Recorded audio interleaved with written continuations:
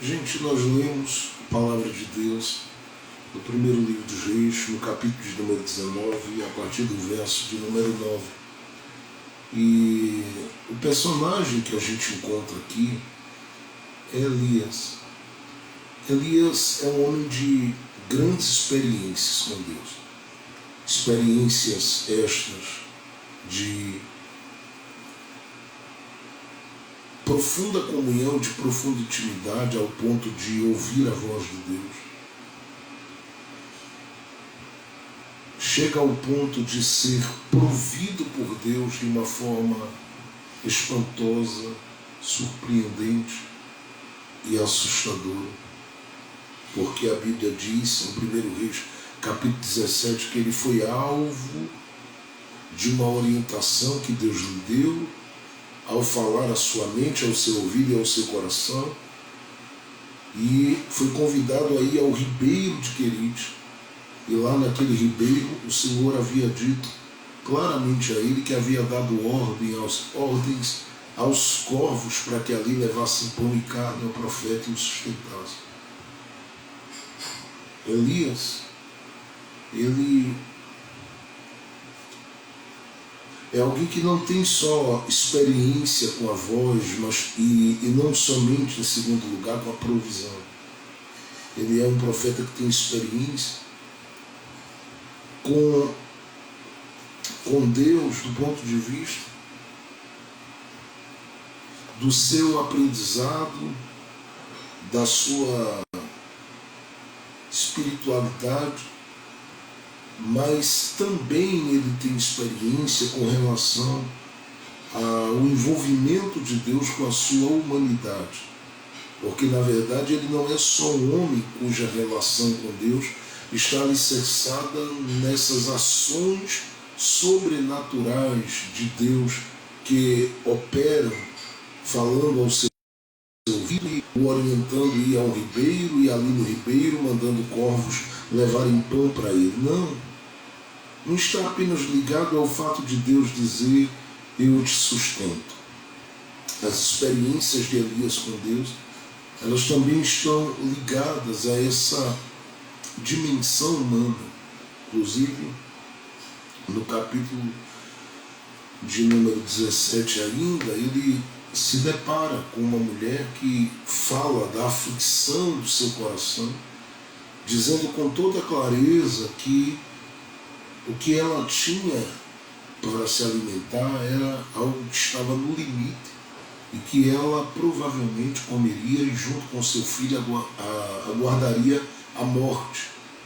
E a Bíblia dá testemunho de que o próprio profeta, ele libera uma palavra envolvendo-se naquele momento, não só com a provisão que aquela mulher vai proporcioná-lo, trazendo água e depois preparando um bolo para ele. Não, ele vive aquela experiência envolvendo-se de forma bem humana, ainda que falando como profeta, com a necessidade dela e sentindo a dor daquela mulher que naquele momento ali diz que o que ela tem é para esperar simplesmente que a morte bata à sua porta e leve ela e o seu filho. O que não vai acontecer, apesar de que o menino ali ele morre, mas não pela falta de alimento, por uma outra situação a qual a mulher clama e Deus naquele dia decide, como nós já conhecemos a passagem bíblica, ressuscitar o menino e liberar vida sobre o menino, de modo que o menino, ao ressuscitar, a própria mãe olha e diz: nisto conheço agora que tu és, Elias, um grande homem de Deus. Um grande homem de Deus. E olhar para esse Elias, cuja experiência, as experiências com Deus estão pautadas, eu repito aqui só para os que estão chegando, nessa relação que lhe faz ouvir a voz. Segundo, ser provido. Terceiro, ser humano ao ponto de entender a dor de quem está no limite quanto ao alimento e de entender a dor de alguém que perdeu alguém importante na sua vida. ao ponto de ir abraçar esse alguém para que esse alguém receba vida e possa voltar a viver. Esse Elias que tem essas experiências é um homem que, se nós pudéssemos traçar o seu perfil, nós diríamos que Elias ele é um homem extremamente ousado. Nós diríamos que Elias ele é alguém sanguíneo. Inclusive em momentos que foram buscá-lo, teve gente que quase que ficou numa saia justa, né? Porque foi ordenado por uma autoridade que eles fossem até Elias e, na verdade, naquele dia Elias ouviu quando eles disseram a ele: tu és o homem de Deus. E o profeta disse: eu sou o homem de Deus, que caia fogo na cabeça de vocês. E caiu mesmo. E isso foi numa primeira leva, numa segunda, numa terceira. E qualquer um que chegasse ali, em nome de quem fosse, teria grande dificuldade de lidar com Elias, porque ele era muito incisivo nas suas colocações. Ele era alguém que estava realmente extremamente posicionado e sabia o que estava inserido dentro daquele contexto, o qual ele mesmo sabe e tem entendimento de que é um contexto idolátrico, marcado pela idolatria. E ele não fica gastando tempo se perguntando por que eu estou aqui, mas simplesmente abraçando a vontade de Deus, o plano de Deus, o propósito de Deus e vivendo tudo que o Senhor lhe proporciona. Eu estou falando isso aqui apenas dando uma pincelada, porque na verdade eu queria muito só olhar para esses versículos que eu li em 1 Reis, capítulo 19. É apenas para lhe situar. Este profeta é o profeta que vive esse nível de experiência, de comunhão, de relacionamento com Deus. Ouve a voz, age com a humanidade, abraçando inclusive quem está morto. E vai além. Encontra em 1 Reis, capítulo de número 18, aí pelos versos de número 9 em diante, a figura de Obadias. Os versos de número 7 em diante, ele encontra a figura de Obadias, que era alguém que havia cooperado com os profetas naquele dia. E quando ele encontra Obadias, ele diz: olha, vai lá, diz a Acabe que eu vou aparecer e vou encontrar. E Obadias fica com medo. No capítulo 18, né, no verso de número 9, ele diz: em que pequei para que entregues a teu servo na mão de Acabe para que me mate? Vive o Senhor teu Deus, que não houve nação nem reino aonde o meu Senhor não mandasse em busca de ti. E dizendo eles: aqui não está. Então fazia jurar os reinos e nações que não te haviam achado. E agora dizes tu: vai, dize a teu Senhor: eis que aqui está Elias. Eis que aqui está Elias. Agora tu me dizes isso, para que eu vá, eu vou morrer. E Elias naquela hora o ouve dizer: olha, vai que eu me aparto de ti e o Espírito do Senhor te toma. Que a história que corre por aqui é que tu serás chamado. Então Elias diz no verso de número 14, preciso que você entenda essa parte aí. No verso de número 14 ele diz assim. No verso de número 14: e agora dizes tu, vai e dize a teu Senhor: eis que Elias está aqui. É claro que ele me mataria, Obadias fala. Agora veja o verso 15. E disse Elias: vive o Senhor dos exércitos. Essa parte é muito importante, tá? Para a gente poder entender a palavra de Deus nessa tarde para o nosso coração. Vive o Senhor dos exércitos, perante cuja face estou. que hoje me apresentarei a ele. Então foi Obadias encontrar-se com Acabe e lhe anunciou, e foi Acabe encontrar-se com Elias. E sucedeu que, vendo Acabe a Elias, disse-lhe: És tu o perturbador de Israel? Então disse ele: Eu não tenho perturbado Israel, mas tu e a casa de teu pai, porque deixastes os mandamentos do Senhor e seguistes a Baal. Agora, pois, manda reunir-se a mim todo Israel no Monte Carmelo, como também os 450 profetas de Baal e os 400 profetas de Aserá, que comem da mesa de Jezabel. Então Acabe convocou todos os filhos de Israel e reuniu os profetas no Monte Carmelo. Aqui a gente para a gente começar de verdade a palavra que eu tenho para compartilhar, não é? Direto da parte de Deus ao seu coração. Porque esse profeta que eu disse anteriormente, cujas experiências que ele tem com Deus, elas revelam-se como experiências que lhe dão a oportunidade de ouvir a voz, de ser provido e de ser humano na medida que Deus o orienta e o instrui a envolver-se com os problemas dos outros.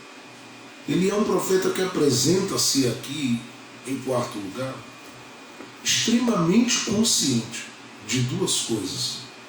Número um, que o Senhor vive. Número dois, que ele está na presença de Deus. E essa convicção que move, a vida dele, ela deveria ser prolongada até o fim da sua vida. Porque se você observar 1 Reis capítulo 17, verso 1,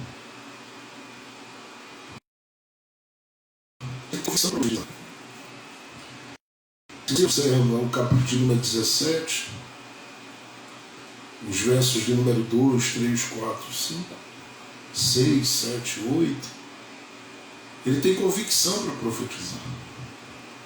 Se você observar o capítulo de número 18 de 1 Reis, ou do primeiro livro dos Reis, e principalmente atentar a partir do verso de número 36, você vai perceber que ele tem aí convicção. Quando prepara o altar, quando coloca o sacrifício, quando manda jogar água, quando faz um rego ao redor do altar, coloca a água lá, ele invoca o nome do Deus de Abraão, de Isaac e Jacó. Ele tem convicção de que Deus é um Deus que vai lhe responder. Ele tem convicção para clamar. Então a convicção de Elias está alicerçada em várias coisas.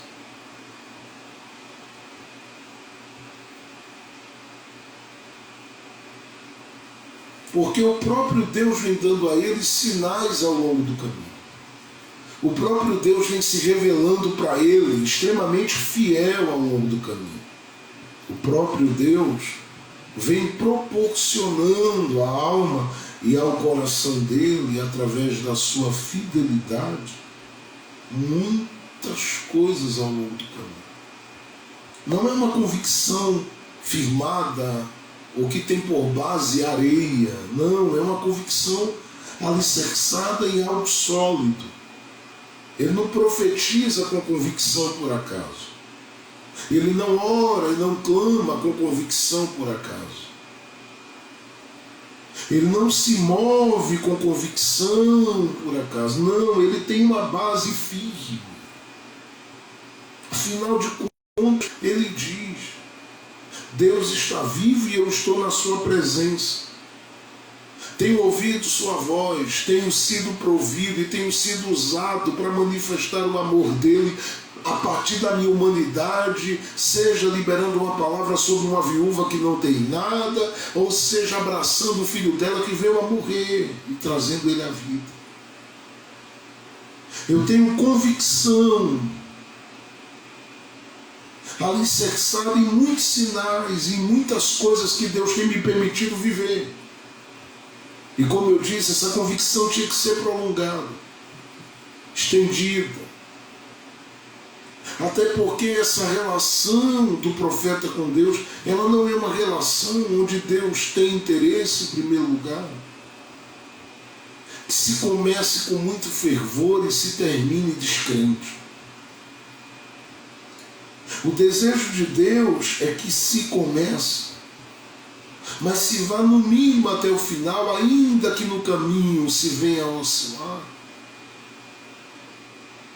com a mesma convicção. Porque os intervalos e as quedas e às vezes os vales ou as lutas no meio do trajeto, elas acontecem.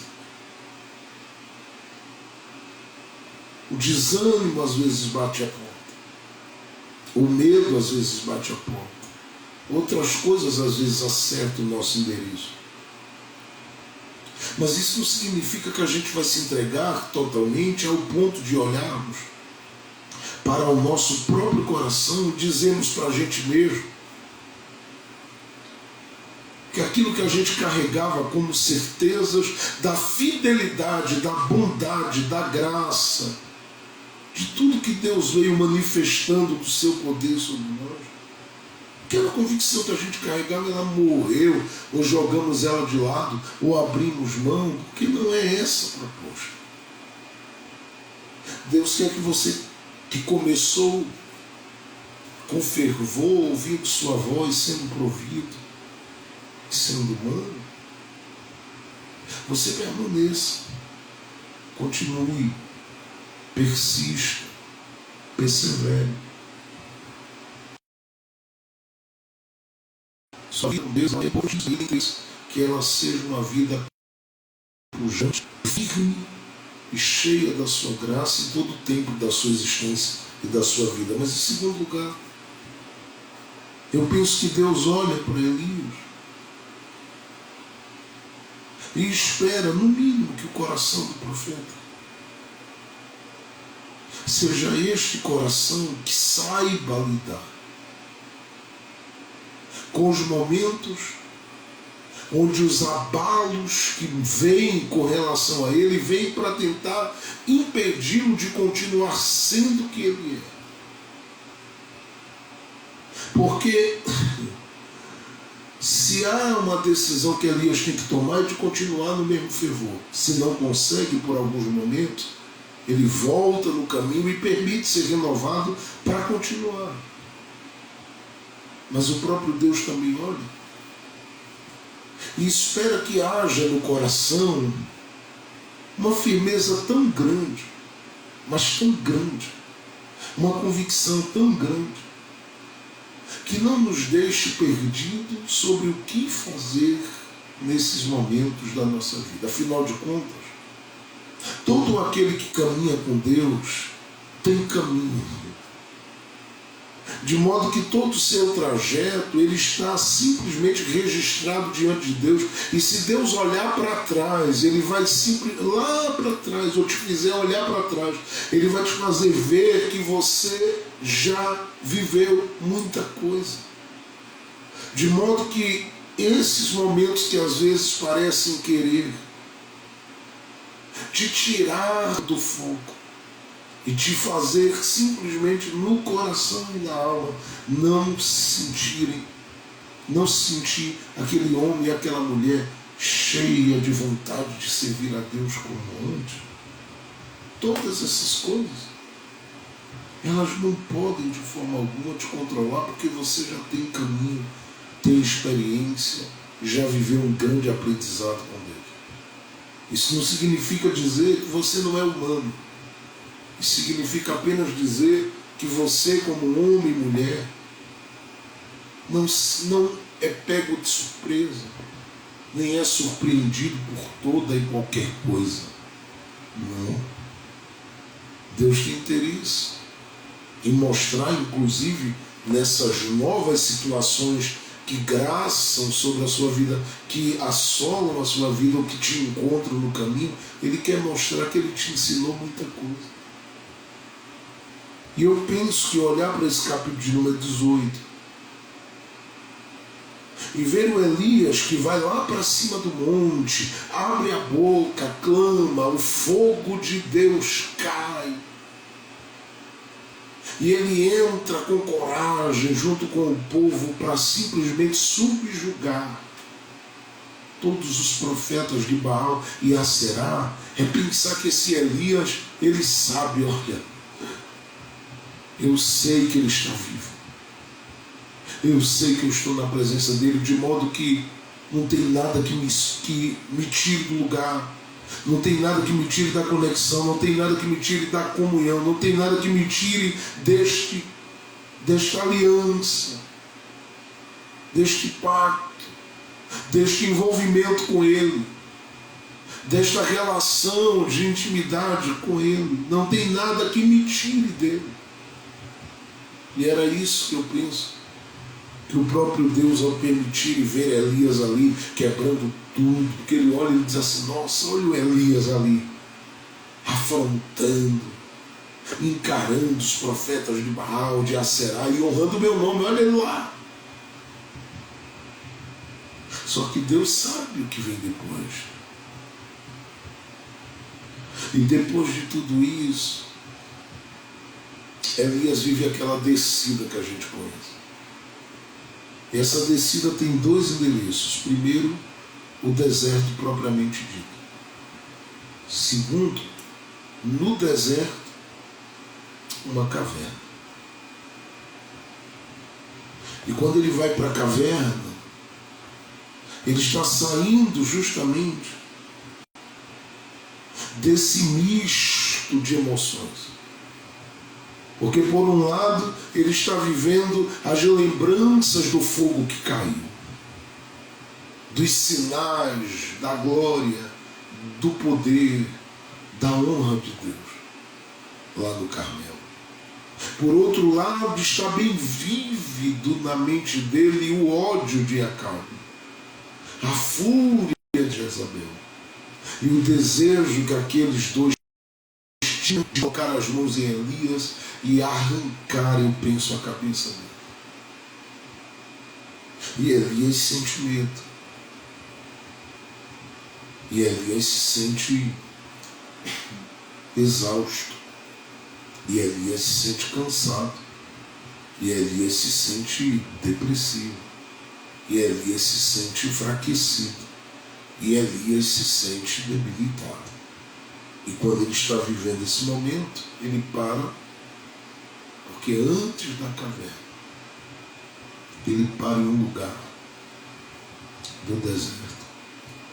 E quando para em um lugar daquele deserto, ele se deita e se entrega por um momento ao cansaço, à exaustão e a tudo mais. O que é perfeitamente comum para com os homens e mulheres que andam com Deus, porque eles não são nem estrelas, nem super-homens espirituais.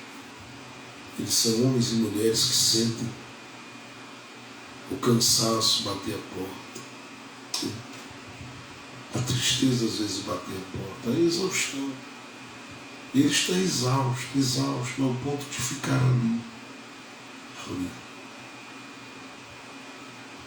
Ao ponto de ficar ali.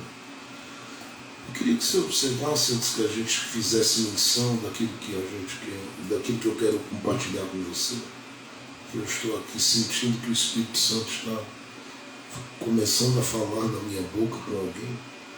No capítulo de número 19, você percebe aí o texto dizendo no verso 4 em diante da exaustão de Elias. E diz aí: ele porém foi ao deserto, caminho de um dia, e foi sentar-se debaixo de um zimbro, e pediu para si a morte, e disse: já basta, ó Senhor, toma agora a minha vida, pois não sou melhor do que os meus pais. No verso 5 ele diz: e deitou-se, e dormiu debaixo do zimbro. E eis que então o anjo tocou e lhe disse: levanta-te e come. Levanta-te, come. E olhou, e eis que estava a sua cabeceira, e eis que a sua cabeceira estava um pão cozido sobre as brasas, e uma botija de água. E comeu, e bebeu, e tornou a deitar-se. E aí você para e diz assim: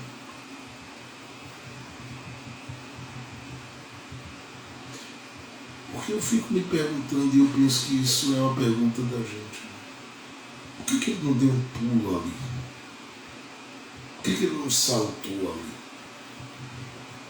Por que Elias não sapateou ali? Por que Elias não se levantou e deu gritos? Gente,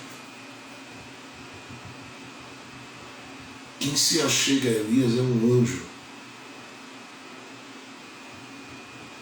E o texto diz que o anjo tocou nele. E Elias não teve nenhuma movimentação dessas que a gente está acostumado no dia a dia de culto, viver e ver. Elias olha e percebe que diante dele tem comida. E é uma provisão do céu para ele mais uma vez. Só que dessa vez não são corvos, dessa vez não é uma viúva, dessa vez o garçom é um anjo.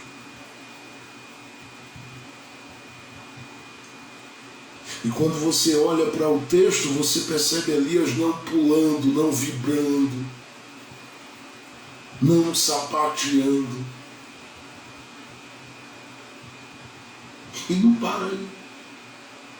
É dito a ele: levanta, levanta-te, come. E aí você percebe o texto dizendo: levantou-se, pois, comeu e bebeu.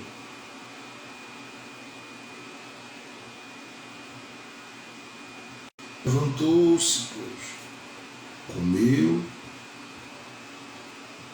e bebeu.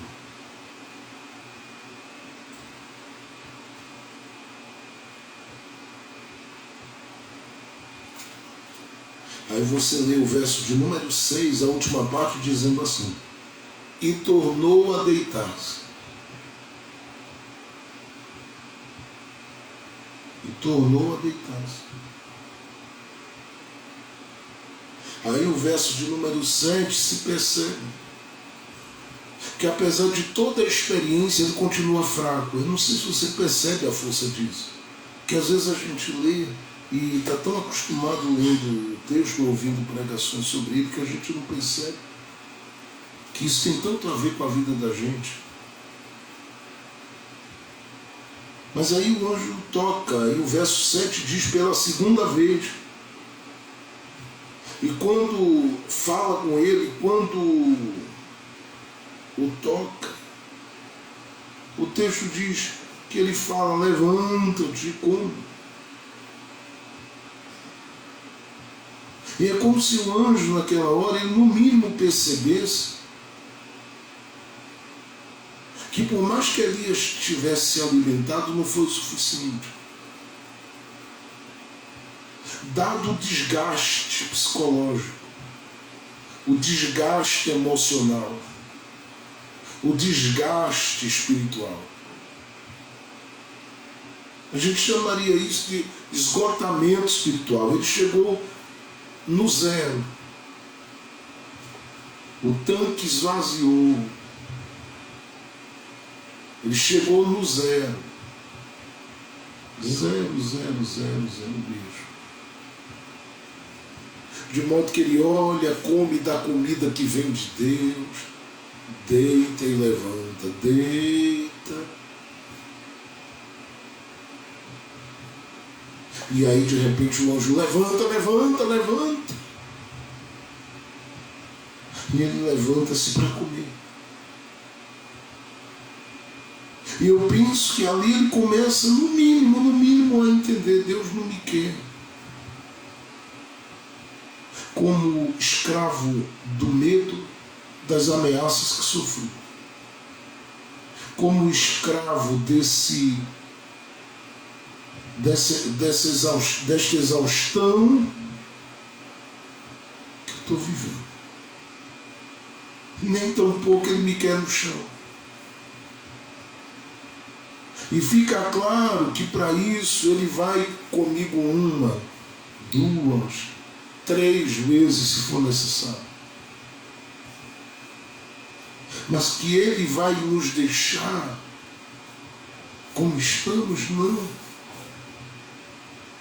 Porque tem muitas coisas que Deus leva em consideração na sua vida e muita gente, muitas vezes, não crê, não entende e te julga pelos teus momentos.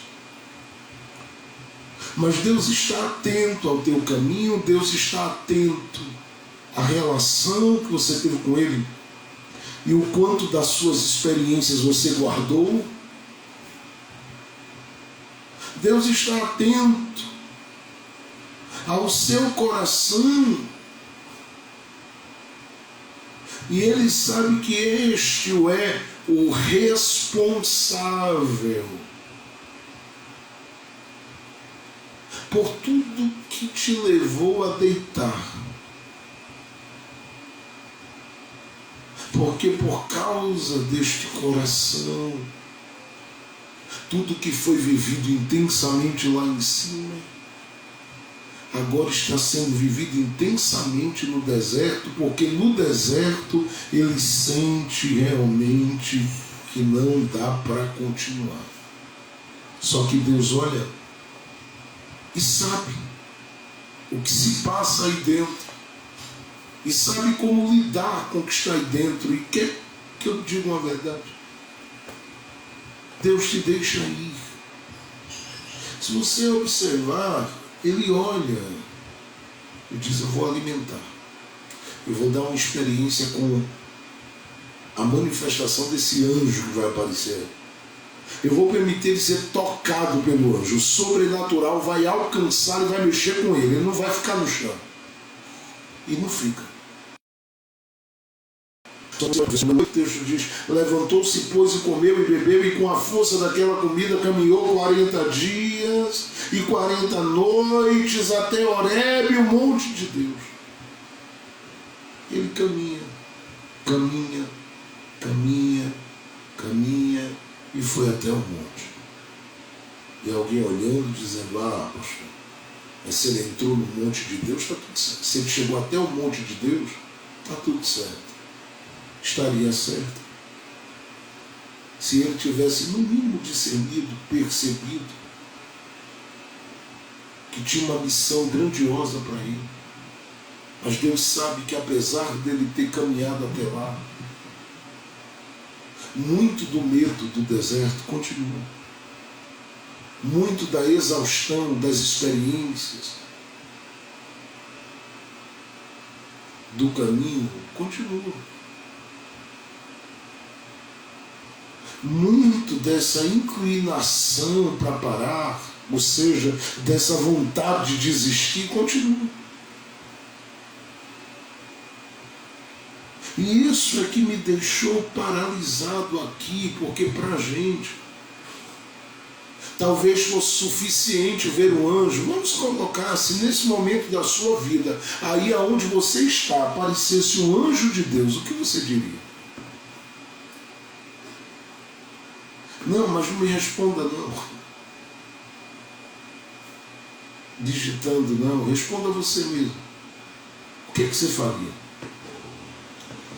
Mas não pare aí, ele não só ia aparecer, vamos colocar que esse anjo que apareceu, ele trouxesse comida do céu para você.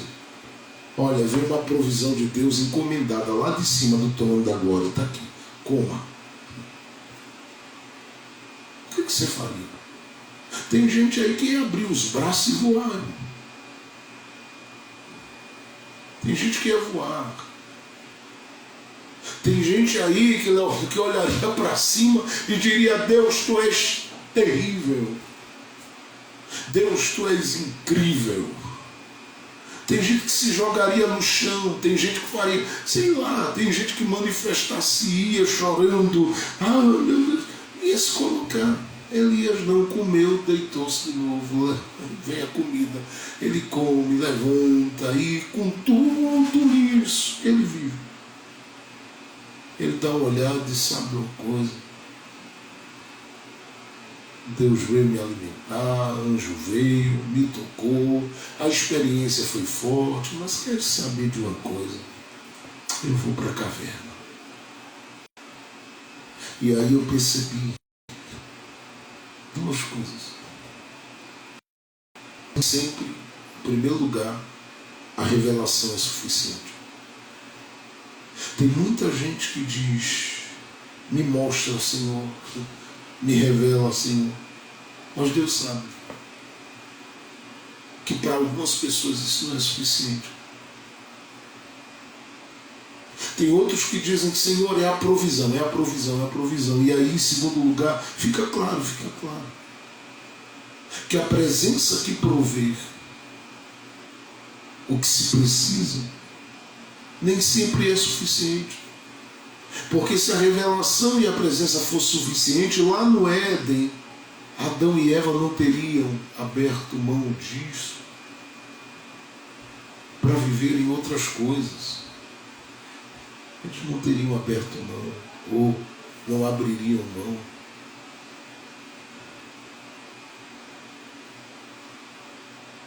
E é aí que Deus fica realmente entendendo que precisa, que a gente tem uma necessidade de viver algo totalmente diferente.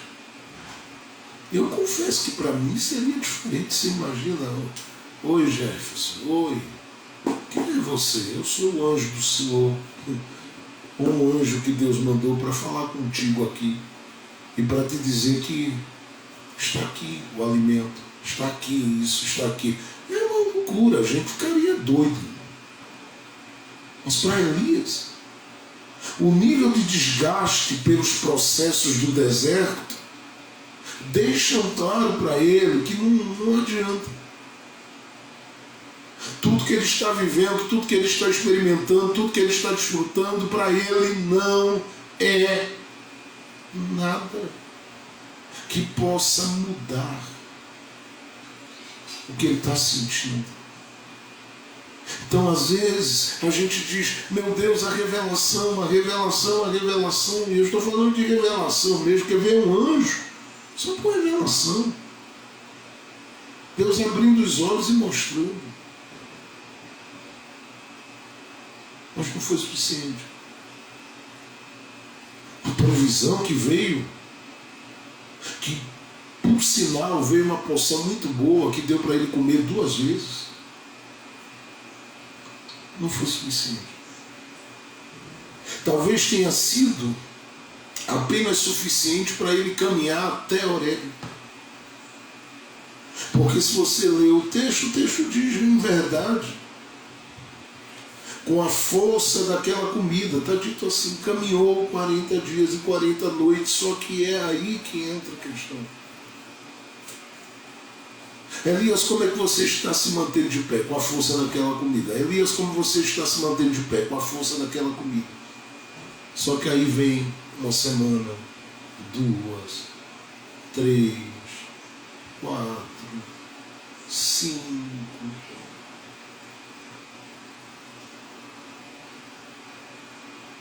E quando os dias vão passando, é o momento que aquele que estava parado e foi alimentado, agora volta a parar. E aqui há uma preocupação, porque Deus olha e diz, mas eu trouxe a revelação que não foi suficiente. Eu trouxe a provisão e não foi suficiente. Olha onde o cara está. E eu gosto porque Deus não julga, Deus o deixa ir. Assim como muitas vezes nos permite ir. Porque tem muita gente que não foi para um buraco, não foi para uma caverna, mas às vezes a caverna foi os braços de alguém. Tem gente que não foi para um buraco, para uma caverna, seja um buraco no chão ou na cavidade de uma rocha, aquele espaço ali, olhando, dizendo é aqui que eu vou entrar. Talvez não foi literalmente para ali, mas de repente foi para convivência com algumas amizades.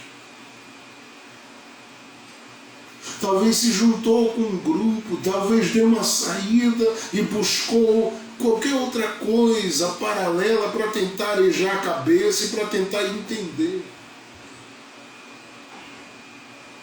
Como as ordens de Deus um dia foram tão suficientes e agora não são mais? Porque quando foi para ir para o ribeiro, a voz foi suficiente. O pão e a carne que os corvos trouxeram foi suficiente. A farinha e o azeite provido pela mulher junto com a água foi suficiente. E agora tem coisa que está no nível mais alto, porque agora não é corvo, nem uma mulher, é anjo. E para ele não está sendo suficiente.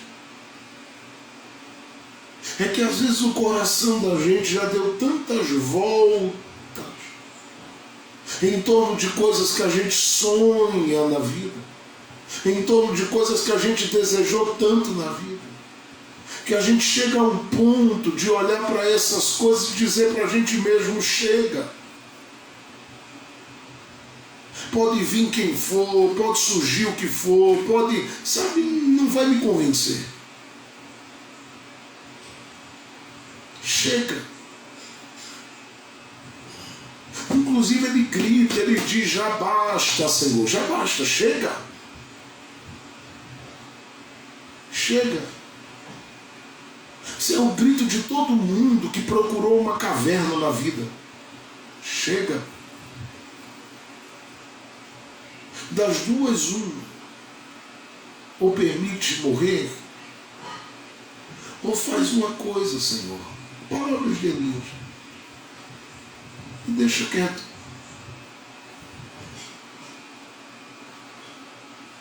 Só que Deus jamais deixará.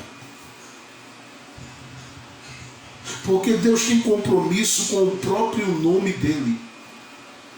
E o nome dele na sua vida é fidelidade. Eu vou repetir.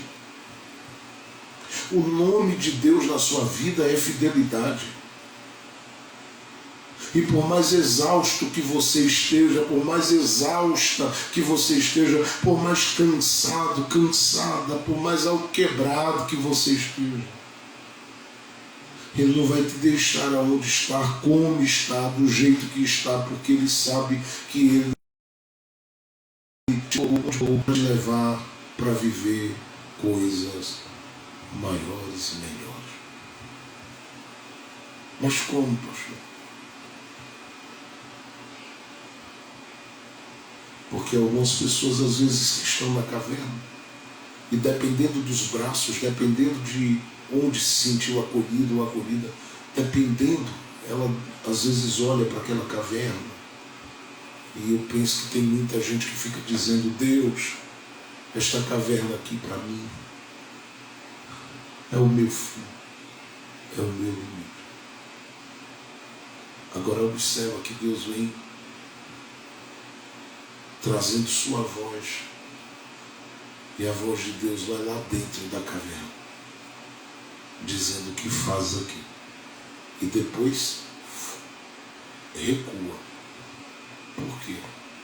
Porque ele sai de dentro da caverna, do jeito que ele entrou lá, ele sai de lá, vem para a porta dela, porta de entrada, e Deus agora fala novamente, diz que fazes aqui.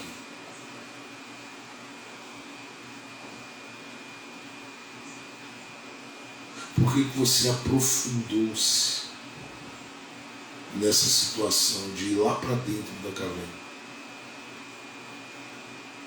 Por que você está aqui? E Elias vai dizer uma série de coisas. E Deus sou. No verso de número 10, tenho sido muito zeloso pelo Senhor Deus dos Exércitos, porque os filhos de Israel Primeiro, deixaram a sua aliança. Segundo, derrubaram os seus altares. Terceiro, mataram todos os teus profetas à espada. E eu estou certo de que só eu fiquei.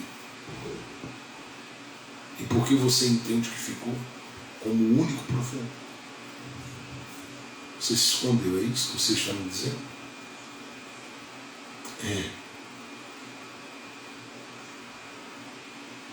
Quer dizer que porque derrubaram altares, mataram profetas, fizeram isso e aquilo neste tempo, você se escondeu simplesmente porque você é o único.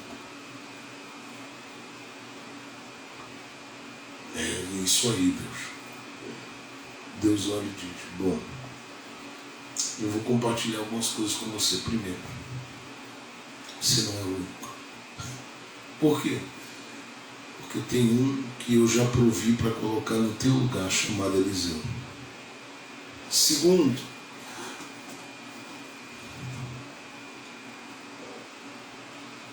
nada do que eu te fiz viver como experiência, sejam elas apofáticas ou catafáticas, Elias. Porque, segundo aqueles que mais ensinam sobre espiritualidade, as nossas experiências, elas são apofáticas ou catafáticas. Deus olha e diz assim, Elias, por mais que as experiências tenham sido apofáticas ou catafáticas, todas as experiências que eu te dei ao longo do caminho, não foi para uma caverna ali. As experiências que eu te dei, elas são experiências de ribeiro, elas são experiências de lugares como Sarepta, elas são experiências de Monte Carmelo, e você pega tudo isso e traz para a limitação da caverna. É por isso que Deus muitas vezes precisa mexer com a gente onde a gente está plantado, porque às vezes o lugar que a gente está plantado para a gente é lugar de refúgio, para Deus não passa de uma caverna que limita o nível da experiência que Ele vem nos dando. É por isso que muitas vezes Ele não te deixa ficar num lugar só. É por isso que Ele te movimenta às vezes, é por isso que muitas vezes Ele cria situações para te trazer de lá para cá, daqui para lá. E às vezes você fica, mas meu Deus, o que o Senhor permitiu fechar? E Ele dizendo, é que tudo que eu venho lhe dando de sinal, de palavra, de graça, de unção, de vida, de gozo da minha presença, de sabedoria, de talento, de dons que você carrega na sua humanidade, não é para uma caverna, filho.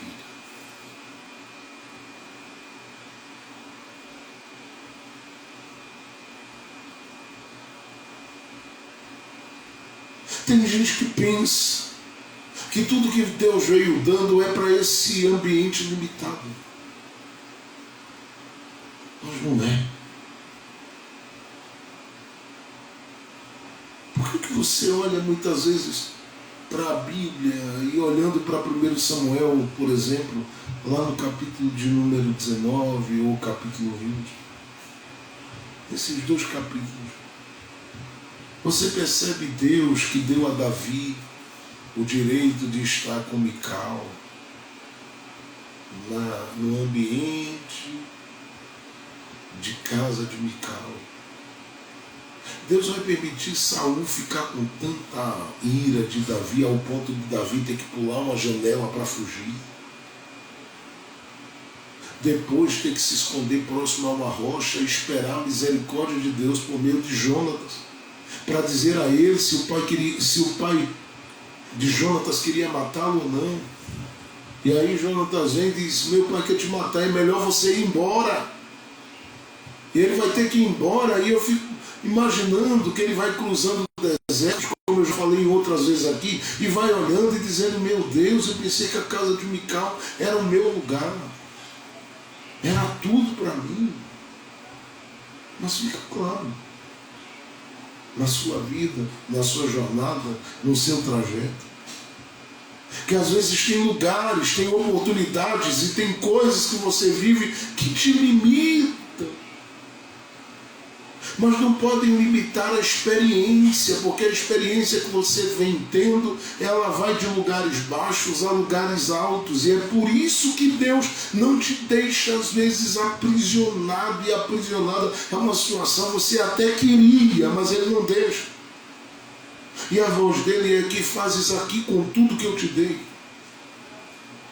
Com a voz que eu te dei, com a graça que eu te dei, com a visão que eu te dei, com as coisas que eu compartilhei com o teu coração, que você faz aqui. O que você faz aqui? Ele dá uma olhada para você muitas vezes e diz com tudo. Você acha que Ele te deixaria lá? Você acha que Ele te deixaria naquele lugar?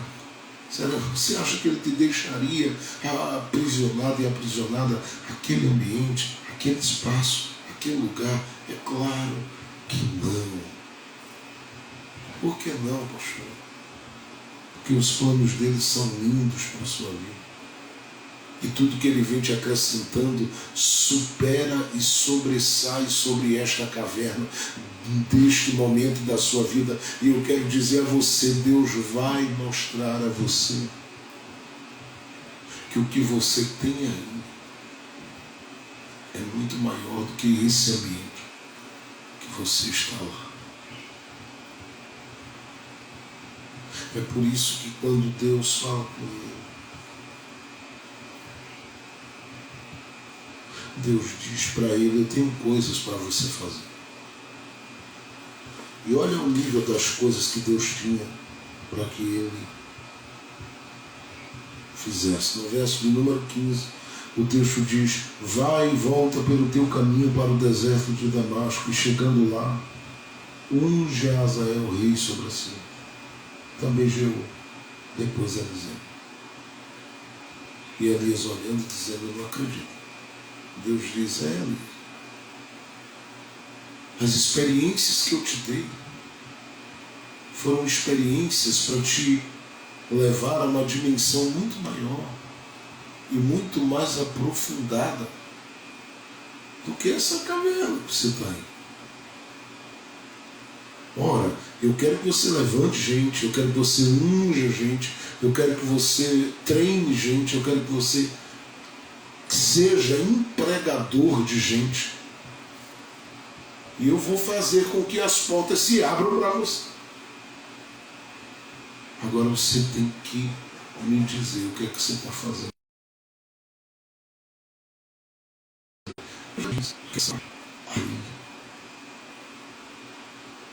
Porque eu tenho uma missão que vai além da caverna.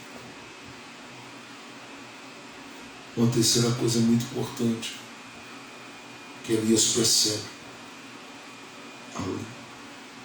Porque primeiro Deus deixa claro para ele, você não é o único. Na verdade já tem outro, que é o outro para o teu lugar.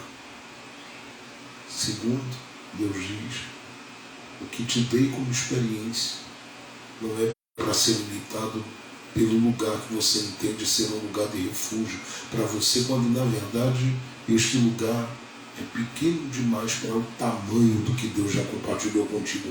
Mas em terceiro lugar, e é muito importante você guardar isso no coração, Deus estava dizendo a Elias algo muito importante. O texto diz assim, no verso 11, e Deus lhe disse, sai para fora e ponte neste monte perante o Senhor. Aí observa, Deus diz, sai daí, sai daí.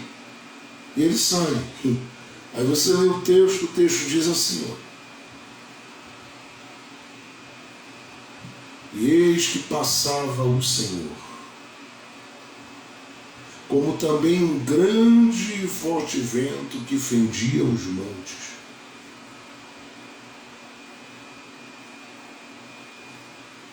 E quebrava as penhas diante do Senhor. E observe a expressão, porque o texto faz questão de dizer isso. Porém, o Senhor não estava no vento. E depois do vento, um terremoto. Também o Senhor não estava no terremoto. E depois do terremoto, um fogo. Porém, também o Senhor não estava no fogo. E depois do fogo, uma voz mansa e delicada. Aí o verso 13 diz: e sucedeu que, ouvindo Elias, envolveu o seu rosto na sua capa e disse: vou colocar a cara na rua. Vou sair para fora. O que Deus estava falando com Elias aqui?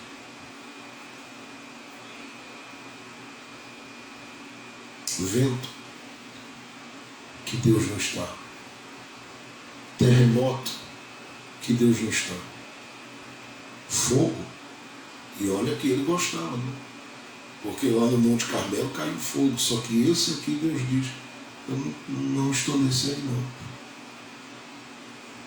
O que Deus estava comunicando ao profeta? Eu não vim aqui hoje para te convencer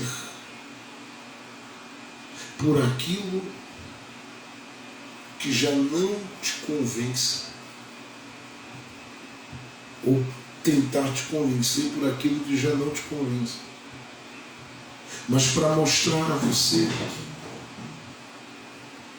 que eu não paro onde você para. Por que eu estou dizendo isso aqui? Porque, ei, anjo lá atrás não convenceu. Além do Senhor, isso não convenceu. Era para fazer ele pular, festejar, ele continuou exausto. Pegou a força da comida, sim, caminhou, mas só 40 dias. A gente não está falando que foi até o fim da jornada. Se isolou da mesma forma, parou da mesma forma, se escondeu da mesma forma, fugiu da mesma forma, trancou-se da mesma forma, colocou-se dentro da caverna da mesma forma. E aí a pergunta que fica é: o sobrenatural que se revelou para ele foi suficiente? Claro que não. Porque se fosse, o fogo do Carmelo não deixava ele ter medo de Jezabel e das ameaças. É claro que alguém diria: mas pastor, qualquer um temeria. Sim, mas quando você se agarra com o que Deus te deu no sinal, você olha e diz: eu vou é para cima. Só que Deus estava olhando para ele dizendo: eu poderia estar no terremoto, mas não estou. Eu poderia estar no vento, mas não estou. Eu poderia estar no fogo, Elias, mas não estou. E por que o senhor não está? Eu não estou porque eu não quero convencer você pelos sinais, por revelação, por provisão, por mover. Eu quero convencer você pela consciência. Essa aí interna, essa aí que te faz entender quem você é, o que você é. Por que você está aqui? Eu estou aqui porque eu sou zeloso. Elisa, é por isso que eu quero te conhecer. Eu estou aqui porque eu sei que mataram os profetas, eu sou o único. Você é profeta, eu sou. É por isso que eu quero te conhecer. Chega um momento da nossa caminhada que às vezes Deus demora a nos dar os sinais que a gente pede, porque Ele sabe muitas vezes que por mais sinais que Ele faça, a exaustão vai continuar, o medo vai continuar. Então Ele muitas vezes diz: eu vou por outro caminho. Em vez de chegar abalando a estrutura, em vez de chegar movendo a estrutura, em vez de chegar sacudindo a estrutura, em vez de chegar queimando a estrutura, ele decide chegar na sua vida e no seu coração de uma forma que vai trazendo você para dentro de você mesmo. E cada vez que você mergulha lá dentro, você vai descobrindo nessa sua consciência que, apesar do medo, Ainda tem um profeta aí, uma profetisa aí. Ainda tem alguém que lembra dos sinais, ainda tem alguém que lembra da glória, ainda tem alguém que lembra da autoridade, ainda tem alguém que lembra dos dias de graça na presença de Deus. Porque muita coisa que está se movendo, muitas vezes Deus não tem sinalizado e aparecido nela, porque Ele sabe que não pode, Ele sabe que o melhor não é te convencer por meio disso que é sacudido. Ele quer te convencer por aquilo que Ele já fez e já plantou desde o dia que Ele te chamou para andar com Ele. É por isso que você ainda está aí nesta hora ouvindo essa palavra. Porque todo dia Ele está convencendo você por aquilo que Ele já plantou. E você diz, eu sei quem eu sou, eu sei o que eu tenho da parte de Deus, eu lembro que Deus falou comigo e é por isso que nada te abala. Deus poderia estar no terremoto? Claro que sim. Deus poderia estar no vento? Claro que sim. Deus poderia estar no fogo? Claro que sim. Mas nesse dia Deus disse não está. E alguém diria, Deus, mas eu preciso que o Senhor faça esse tipo de sinal aqui, para eu caminhar sabendo que o Senhor está comigo. E Deus diz, não, filho. O fato de te deixar com vida, apesar de tudo, já deve te conscientizar. O fato de você ter passado por tanta coisa já é o suficiente. O fato dele estar contigo, te sustentando e cuidando de você ao longo do caminho já é o suficiente. Lá na frente Ele vai falar com Elias, Ele vai preparar Elias, Ele vai conduzir Elias por meio de redemoinho, sabe, vai arrebatá-lo, vai levantá-lo diante de Eliseu, enfim. Mas Ele olha e diz assim, agora para o momento, eu quero você com seu coração consciente. Deus, eu estou te procurando no terremoto, não vai achar. E no vento também não, e no fogo também não. Ele disse, então onde é que eu te acho? Ele diz, fecha os olhos, filho. Tenta lembrar quem te firmou aonde você está. Tenta lembrar quem te salvou. Tenta lembrar quem convenceu você do pecado, da justiça e do juízo. Tenta lembrar quem depositou o Espírito Santo na sua vida. Tenta lembrar quem tem te vestido, tem cuidado de ti e tem guiado os teus passos ao longo desta caminhada de vida. Ele ama você. Os planos dele são lindos ao seu respeito. Eu sei que Ele ainda fará por você e em você coisas que ficarão marcadas para sempre. Deixe-me dar uma palavra a você. Se você não vê muita coisa acontecendo,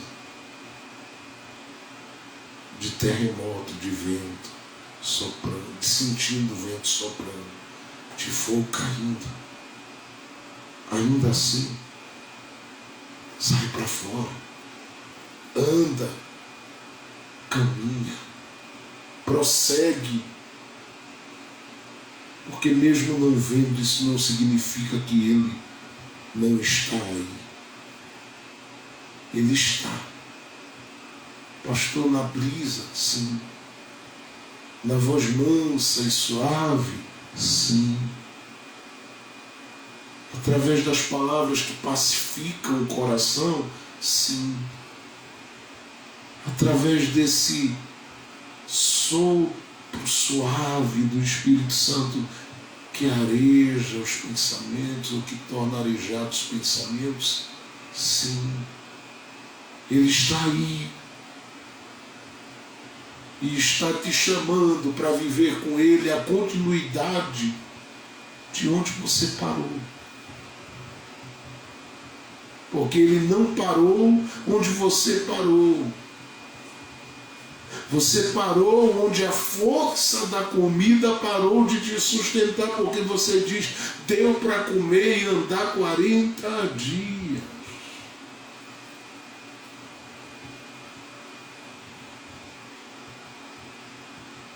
Mas o Deus que se revelou lá nos corvos, lembra?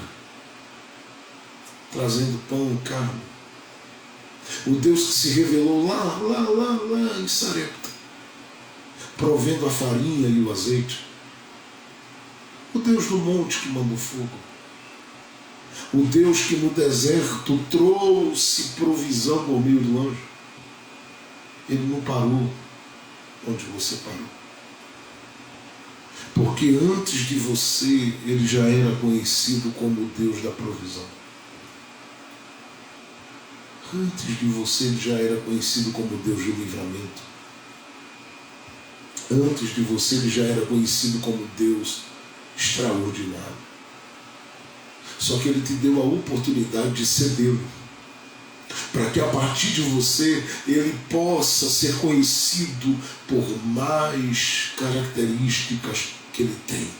E dessa vez vai ter gente cruzando o teu caminho e dizendo, fala dele para mim. Aí você vai dizer, eu conheci um Senhor, dono da minha vida, dono da minha história, que não veio para o terremoto. Lá no Êxodo 19 teve terremoto para a gente que estava lá, mas comigo ele não veio no terremoto. E no vento, o vento soprou, como para o povo no deserto lá, ele proveu maná, cordonizes, mas eu preciso dizer que comigo não foi no vento. Ele só permitiu soprar, mas não estava. E no fogo, ele disse, no fogo no Carmelo foi extraordinário, mas depois que eu fui para a caverna, não, o incêndio foi diferente. Foi de forma suave, leve, e que me colocou em equilíbrio, porque eu estava desesperado, com medo de morrer, mas não é que passou. O que sem terremoto é?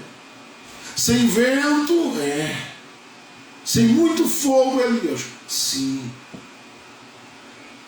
Porque aí não foi emoção, aí não foi um encontro porque anunciaram quem estaria lá como grande profeta, profetiza, o que seja. Não. Aí não foi a euforia de porque eu sabia que ia ter uma multidão ou gente demais por lá.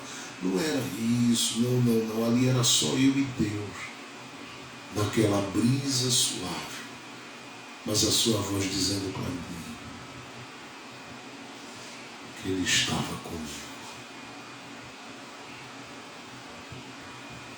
Talvez muita coisa que Deus fez foram belas, contadas, mas não foram suficientes para te manter de pé no caminho. E não é que ele não faça coisas que sejam suficientes, é que o nosso coração é inquieto demais, é teimoso demais para dizer a ele, eu me contento com o que o Senhor fez.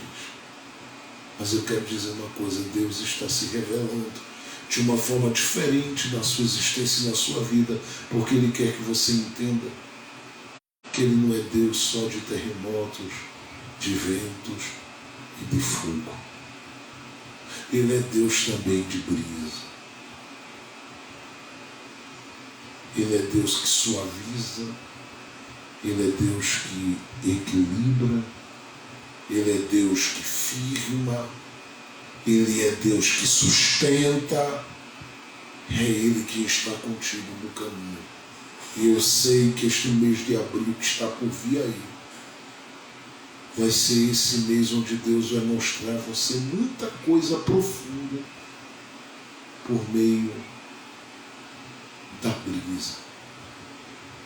Você vai ver que tem muita coisa que você fez muito barulho para resolver e não resolveu. E Deus suavemente, serenamente, chegou e resolveu.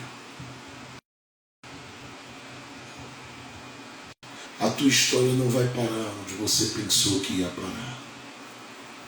As coisas de Deus contigo não vão parar onde você pensou que ia parar.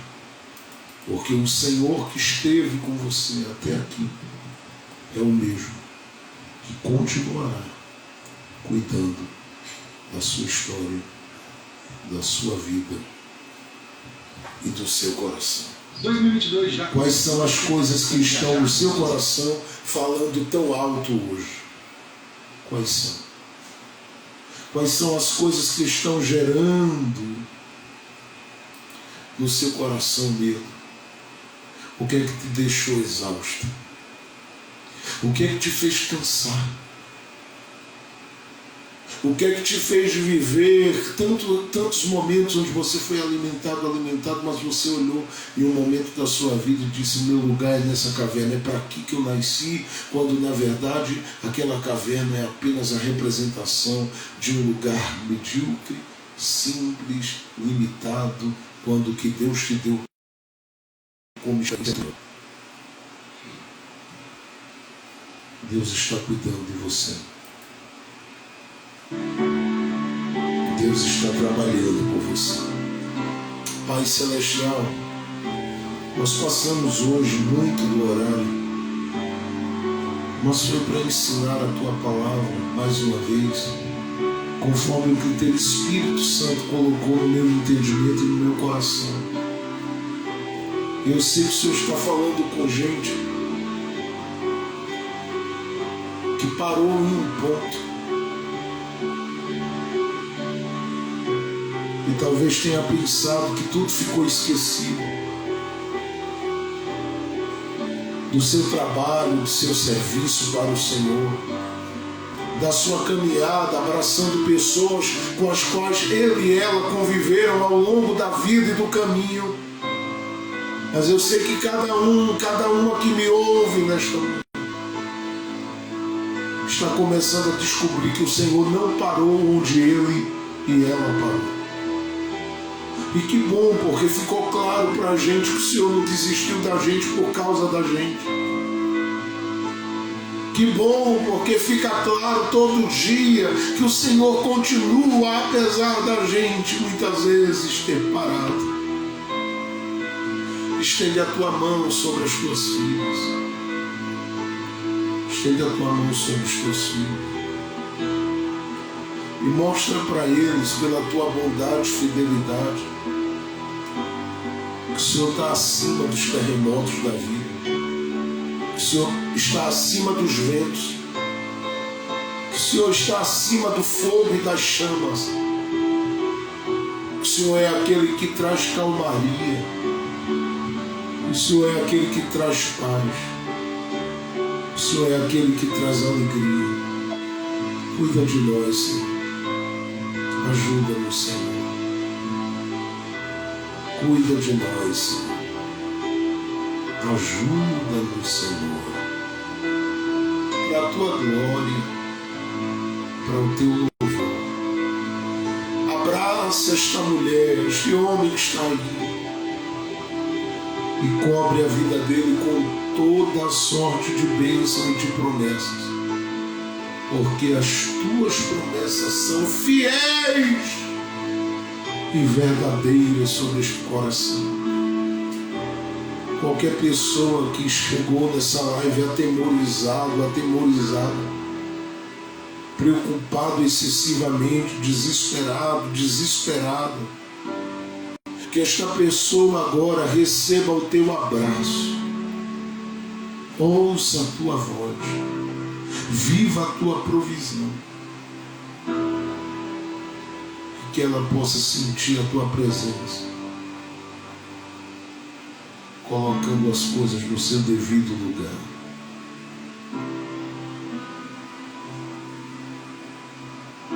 Ajuda o teu filho e a tua filha. Ajuda, porque a caverna não vai limitar a experiência, os sinais e tudo que o Senhor fez ele e ela viver ao longo do caminho. Faça coisas grandes, Deus. faça coisas muito grandes, Pai. Para a Tua glória, Senhor. É para a Tua glória, Pai. Para a Tua glória.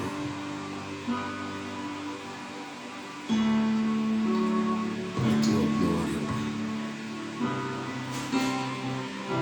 Abraça esta mulher que me ouve.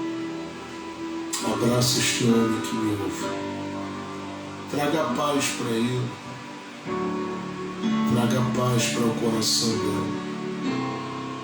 Ajuda os teus filhos, tuas filhas, e faz eles e elas viverem tudo que de melhor está no teu coração para eles viverem. Que o teu nome seja honrado no caminho dos teus filhos. Traga paz, Jesus. Traga paz, convicção e certeza de que o Senhor vai honrar o caminho. Traga paz, Jesus, para a Tua glória. Traga paz, Senhor. Alcança todo mundo que está aí. Dá uma semana maravilhosa. Uma semana que em tudo essas filhinhas e filhinhos eles sintam que onde estão colocando os pés e as mãos, o Senhor está ali, confirmando cada passo. As causas, o Senhor está tomando a frente. As questões, o Senhor está resolvendo. Aquilo que parece longe, distante, difícil, é o Senhor quem está bradando lá, está resolvendo para que o teu nome mais uma vez venha a ser glorificado na vida do teu povo. Que seja assim. Ele, em nome de Jesus. Em nome do Senhor Jesus. Em nome de Jesus. Que o amor de Deus, a graça de nosso Senhor e Salvador Jesus Cristo, a doce consolação do Divino Espírito Santo de Deus, seja com todos nós, hoje, agora e para sempre. Amém e amém. Deus abençoe, gente. Uma ótima tarde, um beijo no coração e na alma. Que o Senhor cubra você, sua casa, sua família, e que Ele prospere o seu caminho. Que tudo que você viva nos próximos dias seja marcado mais uma vez pela fidelidade do Deus que está com você no caminho. Vai dar tudo certo, porque o Senhor é maior e Ele é quem cuida de você e cuida da sua casa. Ele está contigo.